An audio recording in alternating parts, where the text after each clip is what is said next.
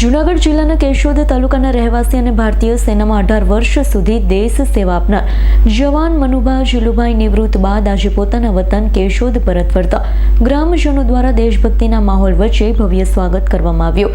મોટી સંખ્યામાં લોકો તિરંગા સાથે ઉપસ્થિત રહ્યા। ભારત માતાના જયઘોષ સાથે વીર જવાનનું રેલવે સ્ટેશન ખાતે સન્માન કર્યું।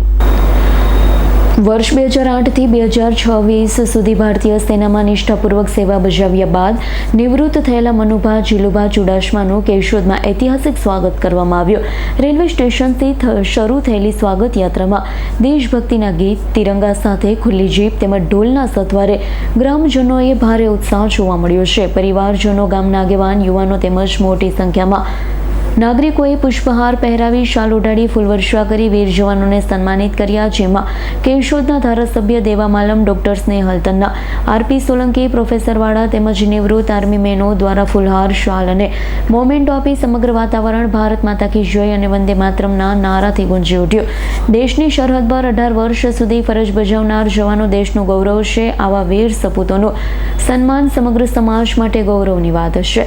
દેશની રક્ષા માટે 18 વર્ષ સુધી સરહદ પર સેવા આપ્યા બાદ વતન પરત ફરેલા વીર જવાન ચુડાસમા મનુભા જીલુભાનું કેશોદમાં થયેલું ભવ્ય સ્વાગત દેશપ્રેમ અને સૈનિકો પ્રત્યેના સન્માનનું અનોખું ઉદાહરણ બન્યું છે।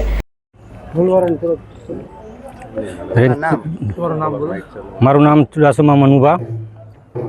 મારી નોકરી 17 વર્ષ 11 મહિના 9 દિવસ થઈ અને મેં એવી કોઈ જગ્યા નથી કે મારે કોઈ જગ્યા બચી ગઈ હોય। બધી જગ્યા મેં કાપી લીધી, એક બિહાર સિવાય। બિહારમાં નથી ગયો એટલો ક્યાંય, બાકી જમ્મુ વગેરે મેં 3 વખત જમ્મુ કાપ્યું અને બાકી બધા સ્ટેટમાં કાપ્યા। અને આ બધું જો મારા માટે આયોજન કર્યું એ વખતે ખૂબ ખૂબ ધન્યવાદ। અને ધારાસભ્ય પણ થોડીક રાહે જોરાવી, મેં પણ ધન્યવાદ એ માટે। ઠીક છે, બસ તો। રાવલિયા મધુનો રિપોર્ટ, S9 ન્યૂઝ, જૂનાગઢ। અમારી તમામ માહિતીથી અપડેટ રહેવા માટે જોડાયેલા રહો S9 ન્યૂઝ સાથે।